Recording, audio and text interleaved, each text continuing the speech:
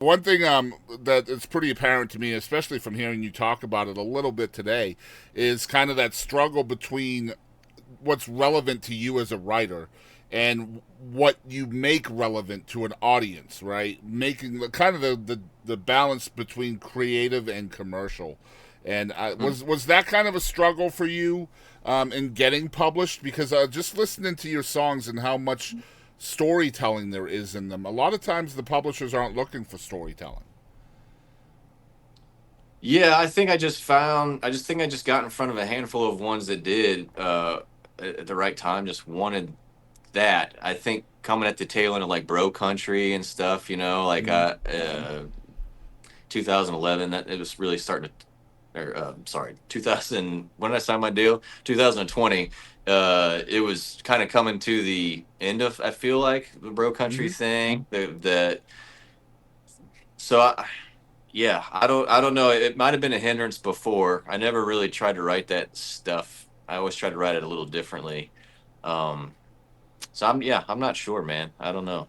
Yeah, I just love it. And is there a difference for you if you're writing for the publisher and you know you're writing for other artists at that point? Are you thinking is there a different mentality for you as a songwriter between writing for someone else and what you know is going to be on your record and you're keeping for yourself as an artist?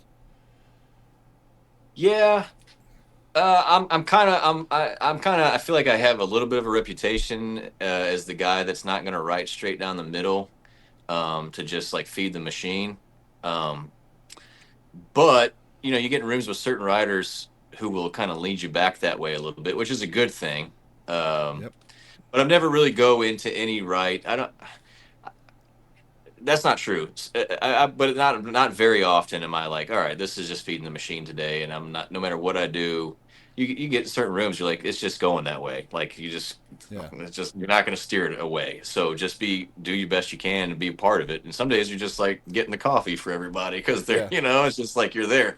But the vast majority of the time, I'm always trying to do it in a different way. I feel like I've noticed I've formed this opinion about songwriters in Nashville. Like it seems like a very blanket statement, but ultimately there seems like there's two types. There's the ones that want to try to do it a way that's worked 1,000 times because it's worked, and then there's the ones that want to try to do it a way that's never been done before. Yeah. And I tend to be that latter. It's so Uh, risky, but yeah, it's the payoff is greater, I feel, right? Like if it works out.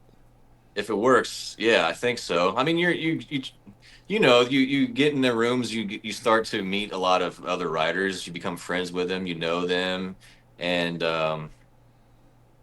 yeah, you just see like the ones that have had like success of the songs that like just kind of live on and are Yeah. timeless. They did it the other way. Yeah. They try to write song of the year every time they get into a room, Right. and the odds aren't good. But Mm-hmm.